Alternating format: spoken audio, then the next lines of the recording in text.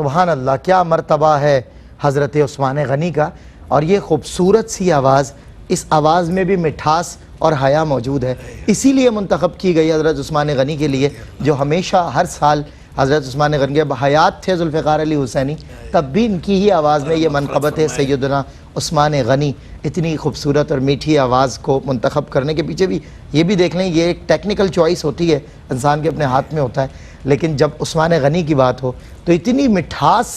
آواز سے آئے جو کانوں میں بھی رس گھلے اور دل میں اتر جائے۔ عثمان غنی، میں ابھی حضرت سے بیہائنڈ دا سین پس پردہ ایک بات کر رہا تھا، مفتی صاحب سے نے کہا مفتی صاحب دیکھیں، ابو بکر نام میں بزرگی ہے، عمر نام میں جلال ہے، علی نام میں ماشاءاللہ بہادری شجاعت ہے، عثمان نام اتنا ٹھنڈا ہے۔ اسی طرح جب حسن حسین کی بات کریں تو حسن نام، عثمان اور حسن، یہ دو نام اتنے ٹھنڈے ہیں۔ میں حضرت سے کہہ رہا تھا کہ جب میرے یہاں اولاد ہوئی تو میں نے سوچا ہے عثمان اور حسن، تو حسن بہرحال نام رکھا، لیکن عثمان نام بھی مجھے اس لیے پسند ہے کہ اس سے ٹھنڈک بہت آتی ہے، راحت بہت آتی ہے۔ کیا وجہ ہے؟ دیکھیں ویسے تو آپ نے خصوصیات، آپ مسلسل آپ کی گفتگو میں خصوصیات پتہ چل رہی ہیں عثمان غنی کی، لیکن وہ خصوصیات جو دیگر صحابہ سے آپ کو ایک تو ممتاز، ان صحابہ کے درمیان میں آپ کو ممتاز کرتی ہیں، انفرادی حیثیت کے ساتھ آپ کو منواتی ہیں، وہ خصوصیات کیا ہیں، وہ ریوارڈز کیا ہیں جو آپ کے حصے میں آئے ہیں؟ اس کے علاوہ اس پر بھی آپ گفتگو فرما لیجئے گا، پھر انشاءاللہ وائنڈ اپ کریں گے۔ غزوات میں آپ نے ماشاءاللہ بھرپور شرکت، بلکہ میں کہتا ہوں معاونت بھی بھرپور کی، اس حوالے سے بھی کچھ ارشاد فرمائیے گا، آپ کا جو غزوات میں کنٹریبیوشن ہے حضور کے ساتھ۔ دیکھیں جہاں تک جو ہے وہ خصوصیات کی بات ہے نا، کہ دیگر صحابہ سے آپ کو جو ہے وہ جو خصوصیات ممتاز کرتی ہیں، سب سے بڑی خصوصیت آپ کی کہ جس خصوصیت کے بغیر آپ کا تذکرہ نامکمل ہے، وہ خصوصیت یہ ہے کہ آپ وہ ہستی ہیں کہ حضور جان عالم صلی اللہ تعالی علیہ وآلہ وسلم نے یکے بعد دیگرے اپنی دو پیاری شہزادیوں کو آپ کے نکاح میں دیا۔ نور کی سرکار، نور کی سرکار سے، اعلیٰ حضرت نے کہا نا، نور کی سرکار سے پایا دوشالہ نور کا، ہو مبارک تم کو ذوالنورین جوڑا نور کا، اللہ تیری نسل پاک میں ہے بچہ بچہ نور کا، تو ہے عین نور تیرا سب گھرانہ نور کا۔ تو حضور کی دو شہزادیاں سیدہ رقیہ رضی اللہ تعالی عنہا، سیدہ ام کلثوم رضی اللہ تعالی عنہا، یہ وہ خصوصیت ہے کہ صرف صحابہ کرام نہیں، یہ پورے روئے عرض پہ، قرۂ عرض پہ یہ خصوصیت صرف اور صرف سیدنا عثمان بن عفان کو حاصل ہوئی کہ کسی نبی کی دو شہزادیاں کسی بھی آدمی کے عقد میں آئی ہوں، نکاح میں آئی ہوں، یہ مثال کوئی ملتی نہیں ہے، ون اینڈ اونلی ایک ہی مثال ہے سیدنا عثمان غنی۔ اور سرکار نے کیا فرمایا تھا؟ وصال ہوا تو فرمایا اور بیٹیاں ہوتی تو وہ بھی نکاح میں دیتی، اور بعض روایات میں تو 40 تک کا جو ہے وہ لفظ فگر آیا ہوا ہے، اللہ اکبر، 40 ہوتی تو یکے بعد دیگرے وہ نکاح میں دیتی، یعنی سیدنا عثمان پہ سرکار کو اتنا پیار ہے۔ ویسے تو سرکار نے سب کو نوازا ہے، حضور کا پیار جو ہے فدا ہو رہا ہے عثمان جی، حضور کا ایسا پیار کہ اپنی لخت جگر جو ایک لخت جگر کو آپ کے حوالہ عقد میں دیتے ہیں، ان کا وصال ہوتا ہے، دوسری لخت جگر دے دیتے ہیں، وصال ہو جاتا ہے تو پھر خواہش کا اظہار کرتے ہیں کہ اور ہے نہیں، اور ہوتی، سب کے جو ہے نکاح ہو چکے تھے، کرنا اور ہوتی تو اور بھی ساری دے دیتا۔ یہ اتنی بڑی آپ کی خوبی ہے کہ اس پہ جتنا رشک کرنے والے رشک کرتے رہیں کم ہے، اور اگر انہوں نے اس پہ رشک کیا بھی، اور اسی وجہ سے آپ کا لقب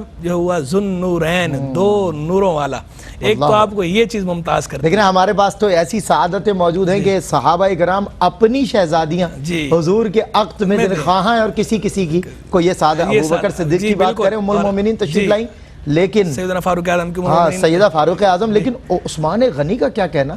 حضور اپنی بیٹیاں جن کو دو شہزادیاں دے رہے ہیں، ذوالنورین ہو رہے ہیں، اور یہ دیکھیں اس میں یہ بھی ہے کہ جو ہے ذوالنورین ہے،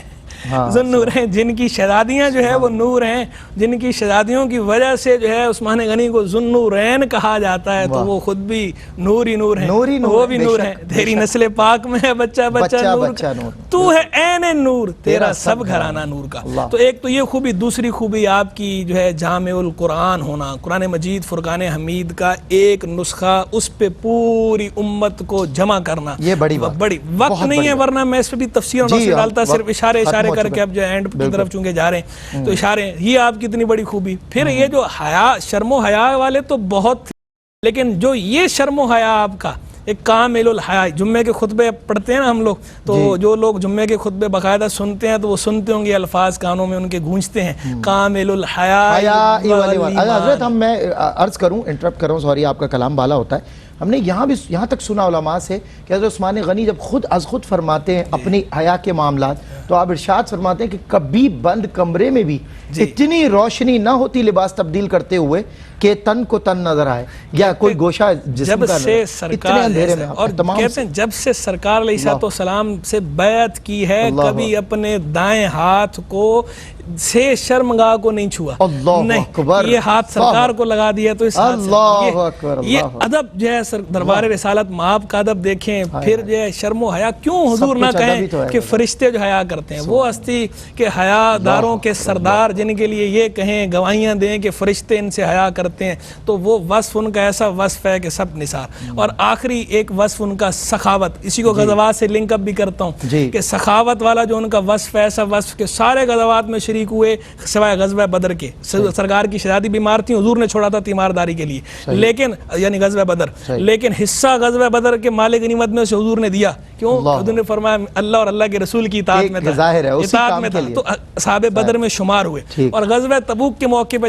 جب جیش اسرا جسے کہتے ہیں، وہ تنگی والا لشکر، مال دولت کی ضرورت تھی، اور جب سرکار نے فرمایا ترغیب دلائی کہ جو ہے مال جو ہے وہ دیا جائے، تو سیدنا عثمان غنی نے کہا حضور 100 اونٹ میری طرف سے ما ساز و سامان، حضور نے پھر ترغیب دلائی، پھر کھڑے ہو گئے حضور 100 اونٹ میری طرف سے ما ساز و سامان، حضور نے پھر ترغیب دلائی، پھر سیدنا عثمان غنی کھڑے ہو گئے حضور 100 اونٹ میری طرف سے ما ساز و سامان، سرکار نے 2 مرتبہ فرمایا آج کے بعد عثمان جو کرے عثمان کو نقصان نہیں ہوگا، آج کے بعد عثمان جو کرے عثمان کو نقصان نہیں ہوگا۔ اس زبان رسالت مآب سے دنیا میں یہ بشارت 2 مرتبہ۔ اچھا پھر سرکار نے دوبارہ فرمایا کہ اب کوئی نقد، سرکار نے پھر فرمایا اب کوئی نقد جو ہے نقد بھی کوئی پیش کرے، تو عثمان غنی آئے 1000 دینار تھیلی میں ڈالے، وہ پیش کیے، سرکار کا مبارک چہرہ ایسے چمک گیا جیسے جو ہے وہ انار نے چھوڑ دیا،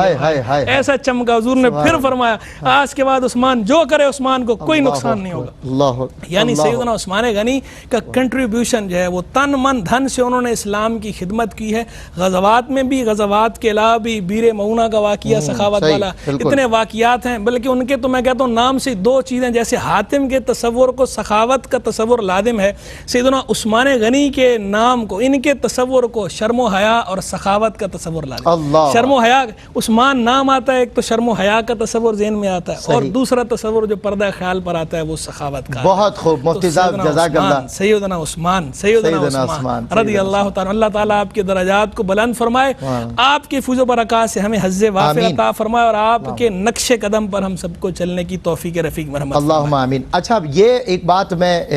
ایٹ لاسٹ ضرور کہنا چاہوں گا کہ میں نے جو اپنی ذاتی کیفیت ایک شیئر کرنے کی کوشش کی، جب عثمان آتا ہے نام تو ٹھنڈک آتی ہے، لیکن لفظ عثمان کے ساتھ ساتھ خیال بھی عثمان غنی کا ہو تو ایسا ہوتا ہے۔ عام طور سے ظاہر کسی فرد کا نام یہ ہوتا ہے، اس کی حلاوت اپنی جگہ ہے، لیکن جو اصل حلاوت آتی ہے عثمان ابن عفان کے نام سے آتی ہے۔ جب وہاں آپ زیارت کے لیے جائیں، میں جب خود گیا آپ کی قبر مبارک پر، وہاں کچھ عرب بیٹھے ہوئے تھے، انہوں نے کہا حاضر عثمان، جب انہوں نے یہ کہا اور میں نے حضرت عثمان غنی کی قبر دیکھی اور پلٹ کر جب روضہ رسول کی طرف دیکھا، تو مجھے ایک بات سمجھ میں آئی کہ حضور کے قدموں کے بالکل سامنے عثمان غنی آرام فرمائے، اور کیسے نہ یہ جگہ ملتی، جتنا بھی زور و ستم ہوا، جتنا کچھ بھی کفار نے آپ کے ساتھ کیا، آپ کے لیے پانی روک دیا، آپ کا دانا پانی روک دیا، آپ کو چاروں اطراف سے اذیتیں پہنچانے کی کوشش کی، لیکن اس کے باوجود حضور کے قدمین شریفین میں ہی آپ کو جگہ ملی۔ کیا کچھ کر سکتے تھے، لیکن سب کچھ اختیار میں تھا، لیکن آپ نے نہ کیا، رسول انعام صلی اللہ امت کا لحاظ کیا۔ ہاں، اور اس کے علاوہ آپ نے فرمایا نا کہ اخلاقی بنیادی اخلاقی تقاضے تو اور چیز، شرم و حیا لحاظ داری سے مالا مال، اللہ اکبر، کہ جب چچا آپ پہ مظالم ڈھا رہے ہیں تب بھی آپ چچا سے بد اخلاقی سے پیش نہیں آتے، بدتمیزی نہیں کرتے۔ اللہ رب العزت ہمیں کامل الحیاء والایمان حضرت عثمان ابن عفان کی حیا کا صدقہ عطا فرمائے۔